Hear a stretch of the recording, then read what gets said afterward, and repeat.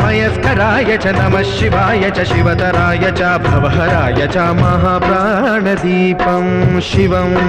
शिवं भजे मंजुनाथं शिवं शिवं अद्वैतभास्करम् अर्धनारीश्वरं